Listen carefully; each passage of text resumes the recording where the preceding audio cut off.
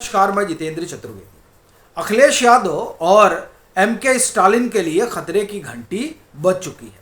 हालांकि उसका कारण ये नहीं है कि नरेंद्र मोदी की अगुवाई वाली सरकार ने ईडी या सीबीआई छोड़ दिया। जी नहीं, उसकी वजह दरअसल कांग्रेस का वो गेम है जिसमें वो क्षेत्रीय छत्रपों को निगल जाती है, और वही खेल अब कांग्रेस ने शुरू कर दिया है। इसी कारण इन लोगों के लिए सबसे बड़ा संकट खड़ा हो गया है। अब कहेंगे कैसे, तो उस पर एक एक करके बात करेंगे। लेकिन इसका आप एक तरह से कहें कि जो सबसे बेहतरीन उदाहरण इस समय दिखाई दे रहा है वो बिहार में है। बिहार में कांग्रेस जिस तरीके से तेजस्वी यादव को चेहरा बनाने में देरी कर रही है, और जिस तरीके से उसने कांग्रेस वर्किंग कमेटी की बैठक पटना में की, उससे एक बात तो स्पष्ट हो रही है कि कांग्रेस असर्ट कर रही है और बिहार में अब वो बराबरी का दर्जा चाह रही है। कमोबेश यही स्थिति तमिलनाडु में भी नजर आ रही है, क्योंकि वहां भी कांग्रेस और डीएमके में सब कुछ ठीक नहीं है और तमिलनाडु में भी 2026 में चुनाव है। अब ये जो दो जगह की कहानी है वही उत्तर प्रदेश में भी दोहराई जाएगी, इसकी पूरी संभावना है। वो सब क्या है इस पर हम लोग विस्तार से बात करेंगे, लेकिन शुरुआत करते हैं बिहार से कि क्यों तेजस्वी यादव को चेहरा बनाने में आनाकानी कर रहे हैं, जबकि तेजस्वी यादव ने आगे बढ़कर राहुल गांधी को प्रधानमंत्री बनाने की बात कही थी। दरअसल दो तीन चीजें निकल कर सामने आ रही हैं, और पहला जो कारण बताया जा रहा है वो ये कि कांग्रेस ने सर्वे कराया है, और उस सर्वे में कांग्रेस ने ये पाया है कि हाँ, तेजस्वी जो है वो लोकप्रिय हैं, पूछे जाने पर मुख्यमंत्री के तौर पर वो आगे दिखाई देते हैं। लेकिन जब नीतीश कुमार से उनकी तुलना होना शुरू होता है तब वो पिछड़ जाते हैं। तो कांग्रेस करे इसलिए जो है हम अभी इनको चेहरा घोषित करने के पक्ष में नहीं है। प्रश्न ये है कि ये कांग्रेस इस सर्वे की वजह से चेहरा नहीं घोषित करना चाहती है, या उसको जितनी सीट चाहिए उतनी सीट राजद नहीं दे रही है, इस वजह से वो आनाकानी कर रही है। और ज्यादा संभावना यही है कि प्रेशर पॉलिटिक्स चल रही है। कांग्रेस ज्यादा से ज्यादा सीट चाहती है, या फिर वो चाहती है कि जो चुनाव बिहार का लड़ा जाए, जो चुनाव महागठबंधन लड़े, वो कांग्रेस के खींचे गए पेरीफेरी में हो। यानी वो अब बिहार में राजद की आप ये कहें कि पिछलग्गू नहीं है, ये वो साबित करने में लगी हुई है। इसीलिए ना तो चेहरा घोषित किया जा रहा है, और कहा जा रहा है इसमें जल्दबाजी क्या है, अरे किया जाएगा।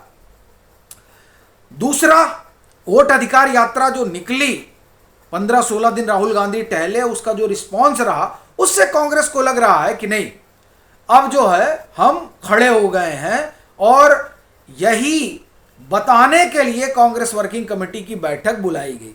यानी बिहार में कांग्रेस क्या कर रही है, कांग्रेस सीधे सीधे राजद पर दबाव बना रही है कि हम जो कह रहे हैं वो मानो, और नहीं तो हम चेहरा घोषित नहीं करेंगे।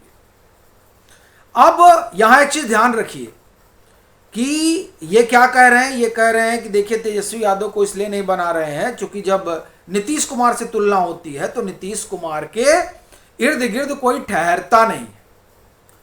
एक तो ये। दूसरा जो कारण है वो जिस एमवाई पर राजद खड़ी है ना, उसमें से एम खिसक रहा है, वो जा रहा है कांग्रेस की तरफ। ये सोनिया गांधी फलस्तीन को लेकर जो नरेंद्र मोदी पर हमलावर हैं, या फिर अभी पीछे प्रियंका वाड्रा ने जिस तरह नरेंद्र मोदी सरकार को आड़े हाथ लिया फलस्तीन वाले मसले पर, वो कारण जो है वो फलस्तीन से ज्यादा वो वोटर है जो कांग्रेस से खिसक गया है और उसी को वापस पाना है। तो एक तो उस मोर्चे पर पूरा जो है कांग्रेस लगी हुई है, राहुल गांधी हो, सोनिया गांधी हो, प्रियंका वाड्रा हो, और इसका असर भी दिखाई दिया है। ये जो तबका है वो कांग्रेस के साथ जुड़ रहा है, यानी एम, और उसके साथ साथ दलित भी अपने आप को कांग्रेस से जोड़ रहे हैं। अब ये जब दोनों जोड़ रहे हैं, और इसका आप एक तरह से कहें कि आगाज कर्नाटक से हो चुका था, फिर तेलंगाना में दिखा, फिर 2024 के लोकसभा चुनाव में दिखा, यानी कांग्रेस के साथ ये तबका जुड़ रहा है, ये बात कांग्रेस को पता चल रही है। इसीलिए कांग्रेस अब राजद हो या फिर कोई और क्षेत्रीय छत्रप उनके नखरे उठाने को तैयार नहीं है। और ये संकेत दिल्ली में ही कांग्रेस ने दे दिया था, जब आम आदमी पार्टी उड़ रही थी तो कांग्रेस ने कहा कि ठीक है, हम ठीक से चुनाव लड़ेंगे दिल्ली का, और कांग्रेस ठीक से चुनाव लड़ी और आम आदमी पार्टी निपट गई। अब कांग्रेस इसी परियोजना पर चल रही है कि हम तभी खड़े होंगे जब क्षेत्रीय छत्रप निपट जाएंगे।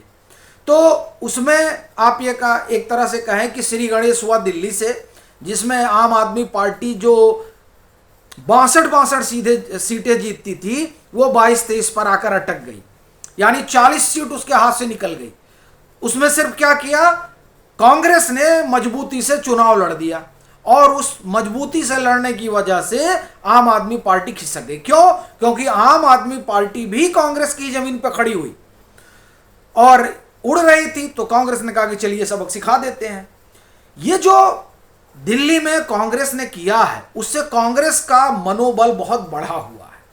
फिर राहुल गांधी जो मुद्दा उठाए, फिर वो चाहे वोट की हेरा फेरी का मामला हो या वोट अधिकार यात्रा हो, उसने कांग्रेस को एकदम आप एक तरह से कहें कि उसके कॉन्फिडेंस को बूस्ट कर दिया है।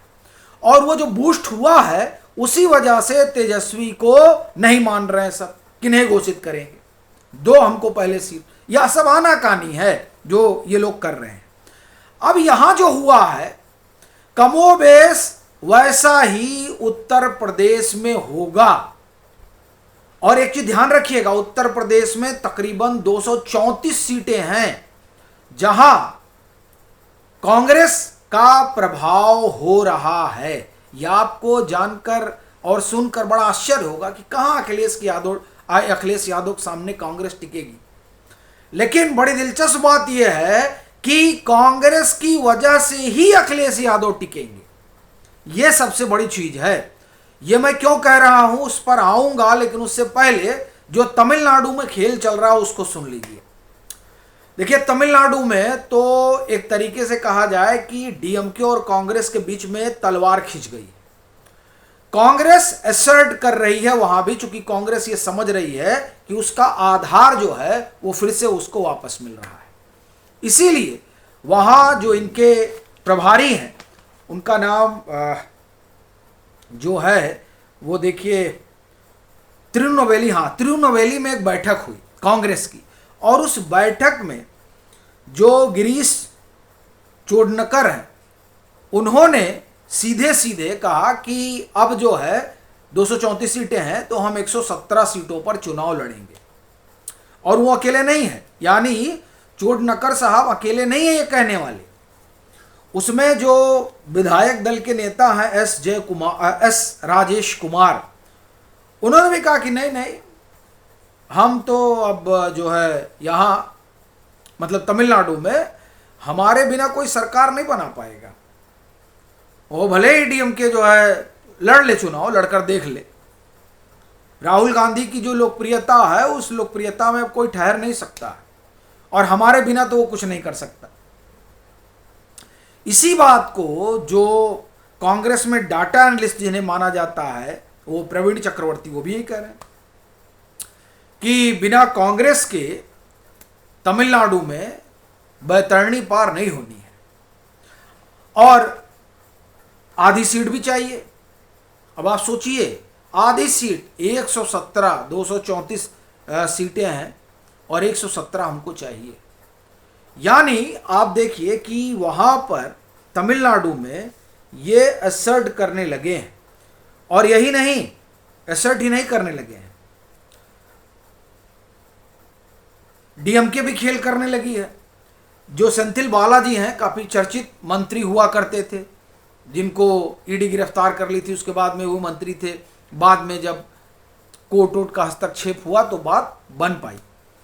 वो सेंथिल बालाजी उन्होंने क्या किया कि कांग्रेस के ही नेता को तोड़ लाया, इसलिए मामला और गड़बड़ हो गया है। यानी वहां डीएमके भी चुप नहीं बैठी हुई, डीएमके देख रही है कि कांग्रेस क्या कर रही है, इसलिए डीएमके भी एक्टिव हो गई है। लेकिन बड़ी चीज यह है कि 2024 के लोकसभा चुनाव के नतीजों ने कांग्रेस के अंदर इतना कॉन्फिडेंस भर दिया है कि कांग्रेस को वो लगने लगा है कि वो अपनी राख से दोबारा उठ रही है। फिर कांग्रेस की एक और खासियत है, कांग्रेस एंटी इनकम्बेंसी का इंतजार करती है। तो उस लिहाज से देखा जाए तो तमिलनाडु में मामला जो है वो बहुत ठीक नहीं है डीएमके के लिए। ये लोकसभा चुनाव के दरमियान भी कहा जा रहा था, तो इसलिए भी वहां कांग्रेस को अपने लिए संभावना दिखाई दे रही है। फिर कांग्रेस का अपना जो मूल है वो कांग्रेस की तरफ जा रहा है इस कारण भी, और कांग्रेस ऐसा करेगी इसके संकेत जो है वो बिहार से भी मिल रहे हैं। तो इसलिए एमके स्टालिन को अब समझ जाना चाहिए, क्योंकि कांग्रेस जो है वो बड़ा खेल करेगी और उसी दिशा में वो काम कर रही है, ये दिखाई भी दे रहा है। कम से कम बिहार से तो यही नजर आ रहा है। अब अगर आप उत्तर प्रदेश की बात करें तो देखिए, उत्तर प्रदेश में तो मामला बहुत गड़बड़ है। अखिलेश यादव अगर अकेले जाते हैं या फिर चाहे एमके स्टालिन अकेले जाते हैं तो सबका हाल कांग्रेस वही करेगी जो अरविंद केजरीवाल की पार्टी का दिल्ली में हुआ है। इसलिए हिम्मत तो किसी की होगी नहीं कि वो अकेले जाए। भले ही तेजस्वी यादव कह रहे हो कि हम 243 सीट पे खुद ही लड़ लेंगे, लेकिन 243 सीट पे अगर वो लड़ेंगे और उनके बरक्स कांग्रेस उतरेगी तो राजद का डिब्बा गोल होगा। ऐसा नहीं है कि कांग्रेस वहां मूलचूल बदलाव कर देगी, लेकिन तब जो 225 का और 200 का टारगेट भाजपा लेकर चल रही है, भाजपा गठबंधन, वो बड़े आराम से पूरा हो जाएगा। कमोबेश यही बात उत्तर प्रदेश में भी लागू होती है कि कांग्रेस समाजवादी पार्टी की मजबूरी है। आप कांग्रेस को इग्नोर करके चुनाव नहीं लड़ सकते हैं। जनता ने खास तौर से जो मीम और भीम वाला समीकरण है उसने कांग्रेस को इस काबिल बना दिया है। अब आप देखिए कि उत्तर प्रदेश में क्या है। पश्चिमी उत्तर प्रदेश में 134 सीटें हैं। जो दलित है पश्चिम में, वो आप एक तरह से कहें कि भाजपा में सिर्फ पीएम के नाम पे जाता है और किसी के नाम पे जाता नहीं है, खास तौर से जो बहन जी का वोटर है। इस बार 2024 में वो पीएम के नाम पर भी नहीं गया।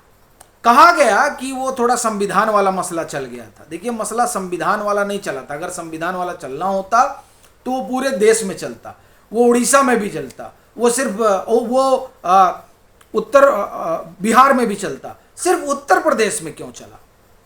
देखिए, उसका कारण है जो बहन जी का कोर वोटर है वो भाजपा के साथ नहीं दिखना चाहता है और वो सपा में जाना नहीं चाहता था और न चाहता है। वो भाजपा के पास इसलिए जा रहा था क्योंकि सपा के खिलाफ उसको वोट करना था और कांग्रेस के पुनर्जीवित होने से उसको अपना, आप एक तरह से कहें कि पुराना घर दिख गया है। क्योंकि यहीं से जो है बसपा में गया था ना भाई दलित, कांग्रेस से। तो कांग्रेस जैसे जैसे खड़ी हो रही है और राहुल गांधी जो आप एक तरह से कहें कि जो अभियान चला रहे हैं वो अभियान उनको अपील कर रही है। एक और दूसरा, समाजवादी पार्टी में वो जाना नहीं चाहते हैं, बसपा को उस तरह से देख नहीं पा रहे हैं, तो अब उनके लिए जो नया ठिकाना है वो भाजपा की बजाय कांग्रेस हो गया है। दूसरा, जो मुस्लिम समाज है वो भी बड़ी, आप ये कहें कि उम्मीद भरी नज़र से कांग्रेस को देख रहा है। पश्चिमी उत्तर प्रदेश में अगर आप विधानसभा के लिहाज से देखें तो 134 विधानसभा सीटें हैं और इन 134 विधानसभा सीटों में जो मुस्लिम और दलित मतदाता है ये अगर मिलकर किसी एक पार्टी को वोट करें तो 134 में आप मान कर चलिए तकरीबन 110 से 20 सीटें वो पार्टी जीत जाएगी। अब ये जो दोनों हमने आपको बताया ये कांग्रेस की तरफ देख रहे हैं, यहां समाजवादी पार्टी की मजबूरी है कि वो कांग्रेस के साथ खड़ी हो। अगर वो कांग्रेस के साथ खड़ी नहीं होगी तो अखिलेश यादव भूल जाए मुख्यमंत्री बनना।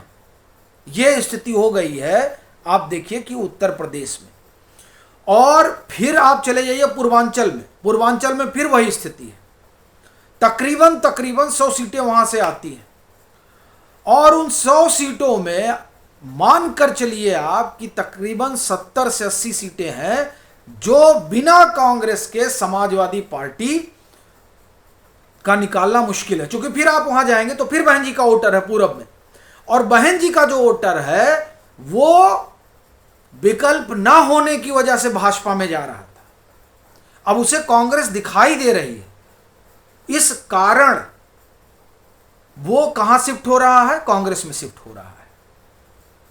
तो समाजवादी पार्टी के पास जो है अब कोई विकल्प नहीं है सिवाय इसके कि वो अपने पैर पर खड़ी हो और कांग्रेस की बैसाखी से दूर रहे। क्योंकि जो काम देखिए तमिलनाडु में नहीं कर सकते हैं ऐसा कांग्रेस के लोग कि नहीं स्टालिन के सामने जो दूसरा चेहरा है वो बड़ा ताकतवर है, क्योंकि वहां मसला वो रह ही नहीं गया है। लेकिन जो खेल इन्होंने बिहार में किया है वही खेल उत्तर प्रदेश में कर सकते हैं। कह देंगे कि अखिलेश यादव लोकप्रिय हैं, लेकिन योगी आदित्यनाथ से जब तुलना होती है तो कहीं टिकते ही नहीं है। तो इसलिए हम अभी इनको चेहरा नहीं बना रहे हैं। वहां बिहार में चेहरा क्यों नहीं बना रहे हैं? इनको सीट चाहिए, ज्यादा से ज्यादा सीट चाहिए। सिर्फ खेल एक है, बस उसमें कह दिए कि हमने अपना सर्वे करवाया, जिस सर्वे में जरूर तेजस्वी लोकप्रिय हैं लेकिन नीतीश के आगे कहीं ठहर नहीं रहे। वही खेल यहां करेंगे। और जिस तरह से राजद के पास कोई चारा नहीं है, उसी तरह से अखिलेश यादव के पास कोई चारा नहीं रहेगा सिवाय इसके कि वो कांग्रेस की बात माने। और कांग्रेस की ही जमीन पर समाजवादी पार्टी खड़ी हुई है, इस बात से मुलायम सिंह यादव वाकिफ थे, इसीलिए उन्होंने कभी कांग्रेस को घास नहीं डाली। यह तबका क्यों कांग्रेस से जुड़ा था? यह इसलिए जुड़ा था क्योंकि इसका मोह भंग हो गया था कांग्रेस से। और राहुल गांधी, आप एक तरह से कहें कि कुछ भी कहें, लेकिन जिस तरीके से अखिलेश यादव ने गठबंधन किया, उस गठबंधन के बाद वो जो मूल है जो कांग्रेस का था वो कांग्रेस की तरफ शिफ्ट हो रहा है। और ये फलस्तीन का मसला इसीलिए उठ रहा है सबसे ज़्यादा। तो कुल जमा कहानी ये है कि ये जो खेल कांग्रेस ने शुरू किया है उसमें राजद तो निपट ही रही है, डीएमके और अखिलेश को चेतना चाहिए, नहीं तो अब बारी इन्हीं की है। क्योंकि कांग्रेस ये जानती है कि बिना क्षेत्रीय छत्रपों को निगले उसका अपना जो है वजूद खड़ा नहीं हो सकता है। तो अभी जिस ढर्रे पर कांग्रेस चल रही है वो ढर्रा इन दोनों ही दलों के लिए खतरे की घंटी है। यानी देखिए राजद तो गई, अब डीएमके और अखिलेश की बारी है। तो आपकी क्या राय है? जरूर साझा करिए। मतांतर से नहीं जुड़े हैं तो जुड़िए, वीडियो को लाइक करिए और खूब शेयर करिए।